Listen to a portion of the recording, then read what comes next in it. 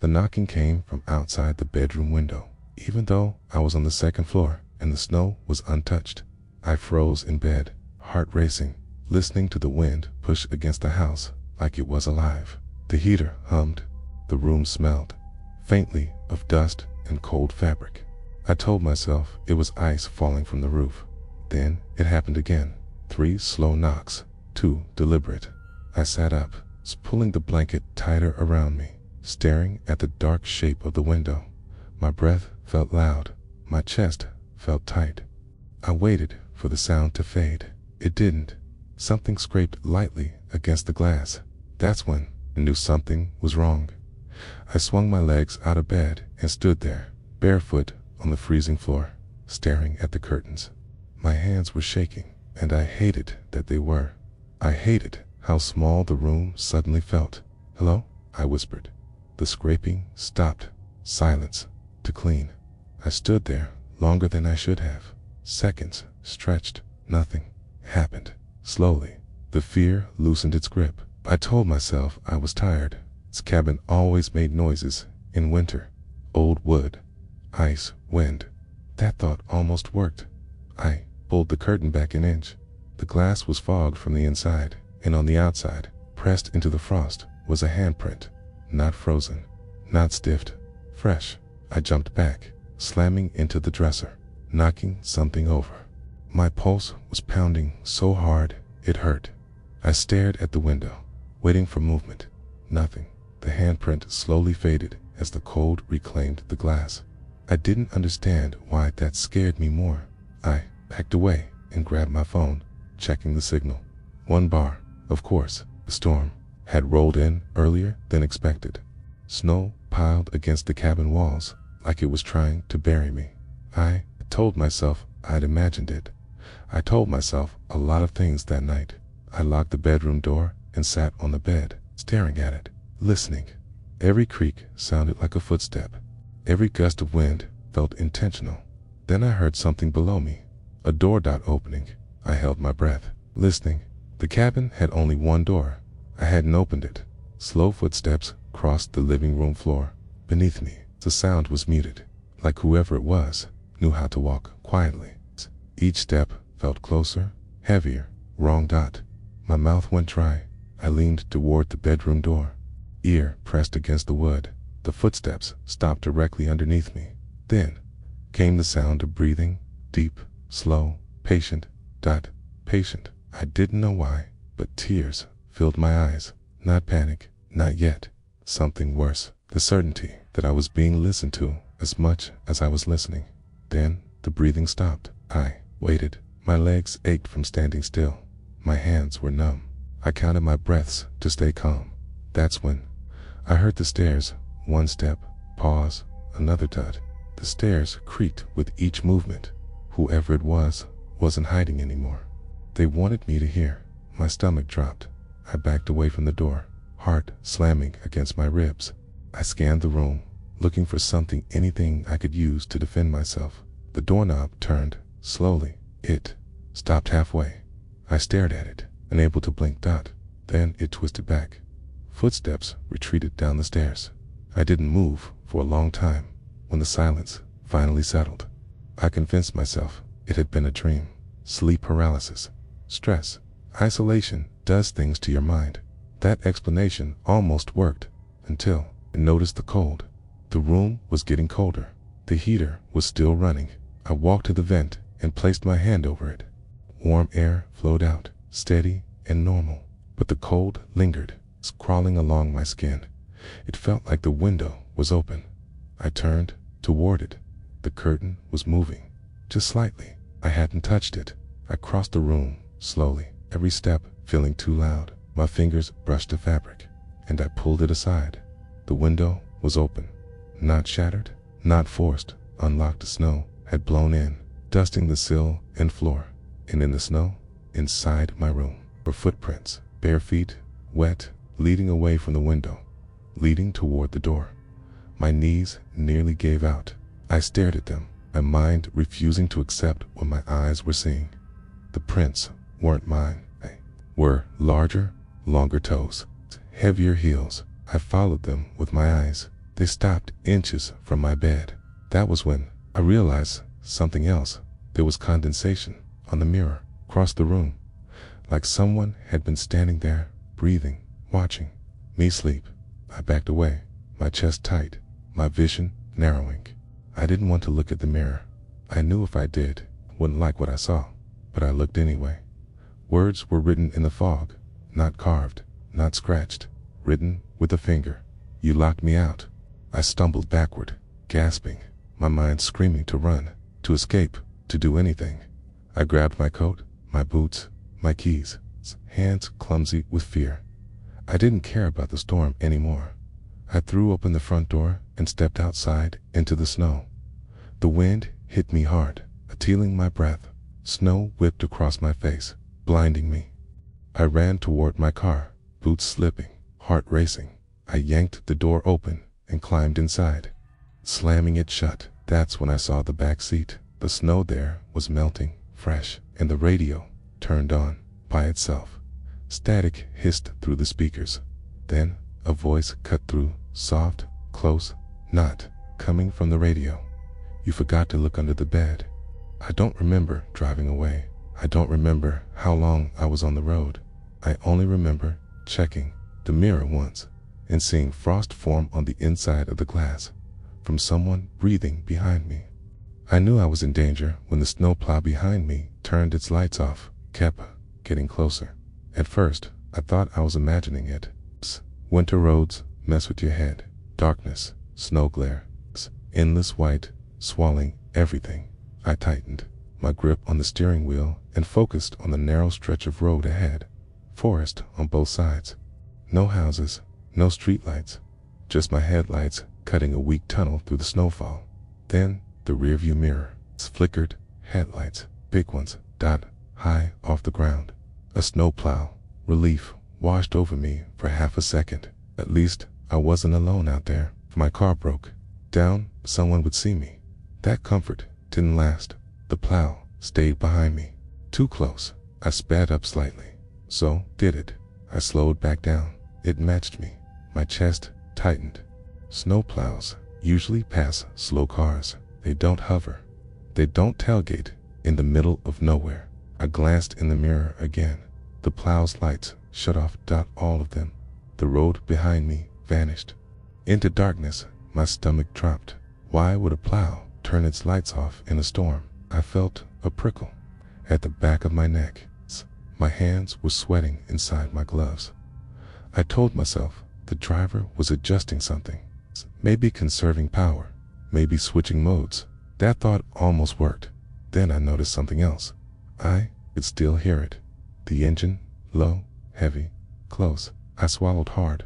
The plow was still there, just invisible. I pressed the gas harder, tires sliding slightly on the packed snow. The road curved, trees flashing by like dark shapes watching me pass in the mirror. Nothing but the sound stayed right behind me. That's when fear really set in. My breathing got shallow.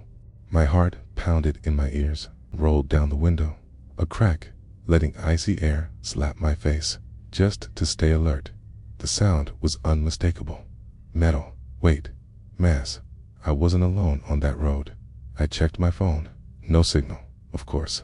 The map app spun uselessly, unable to load anything. I knew there was a gas station somewhere ahead. At least, I thought there was. I couldn't remember how far. That should have scared me more than it did.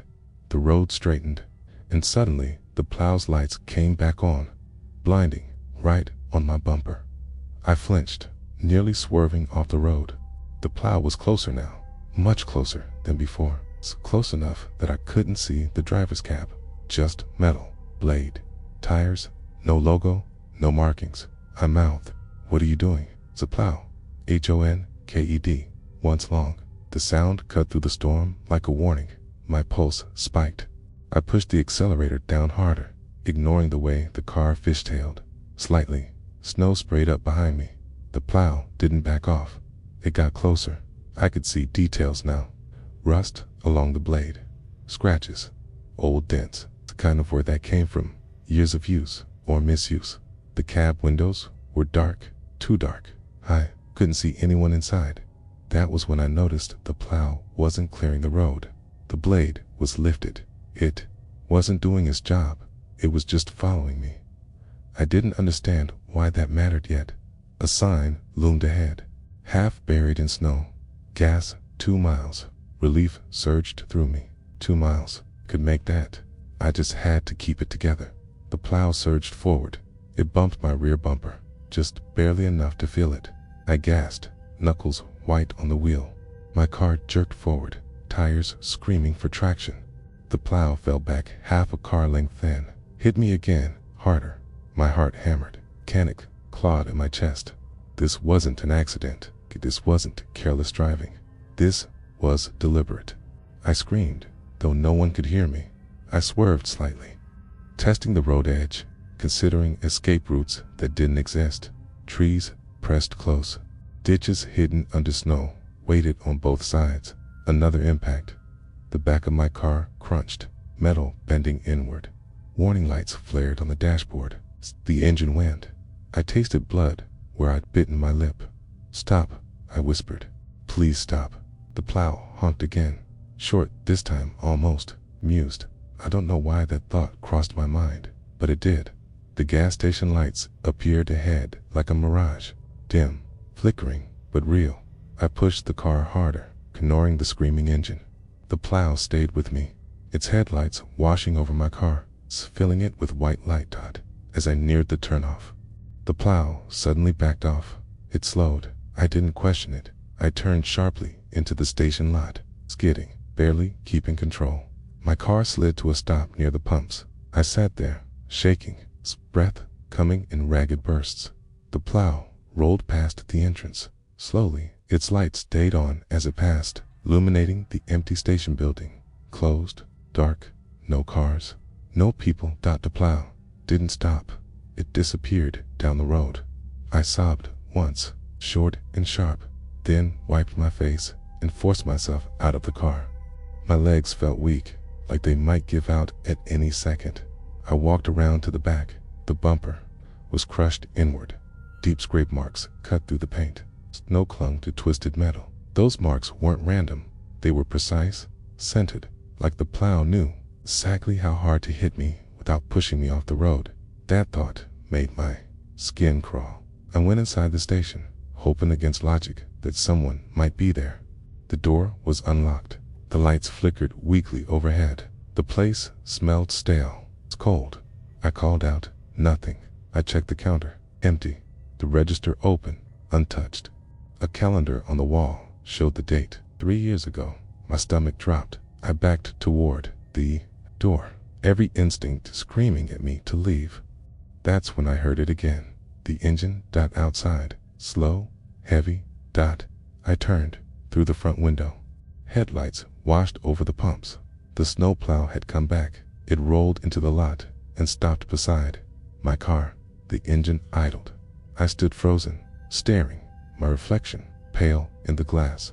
I waited for the door to open, for someone to step out, for anything normal to happen. Nothing did. The cab window rolled down just an inch, enough to see inside. There was no driver. The seat was empty. The steering wheel turned slightly on its own. The plow, HONKED. Once I ran. I burst out the back door into the snow, slipping, nearly falling. I didn't look back. I didn't stop. I ran into the trees, branches tearing at my coat, lungs burning. Behind me, engine revved, metal groaned, something heavy followed. I don't remember how long I ran. I don't remember falling. I woke up later in a hospital, wrapped in blankets, for in my arm. A doctor told me I'd been found unconscious near the road by a passing truck driver. I asked about the gas station. He looked confused. There hasn't been a station there in years, he said. Burned down. No idea how you got out that far. I asked about the snowplow. He hesitated, then said there was one abandoned up north. Old county plow. No driver. They say it still runs sometimes. I don't drive that road anymore, but sometimes, on quiet winter nights, I hear an engine outside my house, idling, waiting, with its lights off. I knew something was wrong when the counting started outside my tent, 'cause it matched my breathing. I froze inside my sleeping bag, heart pounding so hard I was afraid it would give me away. The wind pushed snow against the tent walls, making the fabric twitch and snap, but the sound underneath it was steady, soft, human. 1. A pause. 2. The voice was calm. Too calm. I told myself it had to be someone else camping nearby. Winter camping wasn't popular, but it wasn't impossible. Maybe they were lost. Maybe they were trying to get my attention. That explanation didn't last long. 3. The voice was right outside my tent, close enough that I could see the shadow move across the thin fabric when my headlamp flickered on. My throat tightened. I didn't answer. I didn't move. I waited, for my hands were shaking so badly I had to press them into my chest to steady myself. The cold felt sharper suddenly, like it had teeth. My breath came out in short white bursts inside the tent. The counting stopped. Silence pressed in. Then the fabric on the side of the tent shifted slightly, like someone leaning closer. I whispered, "Hello?" The word barely made it past my lips. Nothing answered. I stayed frozen, staring at the tent wall, watching the shadow fade back into the darkness. Snow hissed against the fabric again. The wind howled through the trees, slowly, painfully slowly. My fear eased. I told myself I'd imagined it. The cold does that. Atia does that. Isolation messes with your head. That was my first mistake. I'd gone winter hiking to clear my mind. No cell service, no people, just a quiet trail deep in the woods, ending at a clearing I'd camped in before. I'd checked the weather. It's cold, but manageable. Snow overnight. Nothing unusual, at least. Nothing I thought was unusual at the time. I stayed awake for another hour, listening. Nothing happened. Eventually, exhaustion won. My eyes closed. I don't know how long I slept. I woke up to the sound of footsteps, slow, careful, circling the tent. My heart jumped into my throat. I held my breath, listening. The steps stopped directly behind my head. Then came the voice again. 5. It was closer now, too close. I bolted upright, my sleeping bag tangling around my legs. My headlamps snapped on, flooding the tent with light. Shadows jumped wildly across the walls. "Who's there?" I shouted, louder than I meant to. The footsteps moved away, fast. Snow crunched as whatever it was retreated into the darkness. I scrambled for my boots, hands numb, fingers clumsy. I shoved my feet inside, yanked the zipper open, and burst out of the tent. Cold slammed into me like a wall. The clearing was empty. Trees stood silent and black, branches heavy with snow. My breath came out in ragged clouds. I spun slowly, scanning the tree line. Nothing, no footprints. That didn't make sense. Fresh snow covered the ground, smooth and untouched except for my own tracks around the tent. No signs of anyone else. No disturbance. No trail leading away. My stomach twisted. I walked a slow circle around the tent, shining my light everywhere. Behind it, between the trees, nothing. I laughed once, sharp and shaky. "Get it together," I muttered. I told myself I'd dreamed the voice, that the footsteps were branches cracking under snow. That fear was making patterns where none existed. I went back inside the tent and zipped it shut. I shouldn't have done that. I lay there, wide awake, staring at the ceiling, my ears strained for any sound. Minutes passed, then more. The cold crept deeper into my bones. Just as my eyes started to close again, I heard it. 6. The voice was inside the tent. I screamed. I flailed backward, hitting the tent wall, my heart hammering so violently it made me dizzy. I swept my headlamp around wildly. Nothing. No one. Just my gear, my pack, my boots, my breath, fog in the air. But the voice had been real. I knew it had. My chest burned as panic took over. I clawed at the zipper, desperate to get out, but my fingers fumbled. The fabric shook as I yanked it open and crawled out into the snow. I didn't care about the cold anymore. I ran. I didn't have a direction. Okay, I just ran away from the tent, away from that voice, away from the clearing. Okay. Branches slapped my face. Snow grabbed at my boots, trying to pull me down. Behind me, I heard footsteps, matching mine. Every time I sped up, they sped up. Every time I slowed, I didn't look back. I tripped over a hidden root and crashed into the snow. The impact, knocking the air from my lungs. I rolled onto my back, gasping, shining the light wildly. The trees stood empty, but the counting resumed. 7.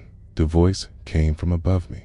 I scrambled backward, heart screaming in my chest. Okay. The beam of my light shook as I scanned the branches. Nothing yet. The sound felt like it was right in my ear. 8. I covered my ears, shaking my head, sobbing now, begging it to stop. Please, I whispered. Please stop. The counting paused. Then the voice said something new. Almost there. Something brushed my boot. I kicked out instinctively and hit nothing but air. I scrambled to my feet and ran again, lungs burning, legs screaming in protest. I didn't stop until I saw the trailhead sign ahead, barely visible through the snow. Relief nearly made me collapse. My car was still there. Fumbled with the keys, hands numb, dropping them twice before finally unlocking the door. I threw myself inside and slammed it shut, locking it immediately. I sat there, shaking, crying, staring out into the trees. Nothing followed me out of the woods. The drive home is a blur. I don't remember most of it. I just remember checking the back seat over and over, half expecting to see someone there. I didn't sleep that night. The next morning, after the sun was up and the world felt real again, I convinced myself it had all been a panic episode. Stress, hypothermia, hallucinations. I almost believed that until I unpacked my gear. Mud streaked the side of my tent. Not snow, mud, and on the inside of the tent wall, written faintly, as if traced, with a dirty finger, was a number, .9. I don't camp in winter anymore, but sometimes, late at night, when my house is quiet and I'm trying to fall asleep, I hear a voice in my head, calm, patient, 10, and I still don't know what happens. After it finishes counting,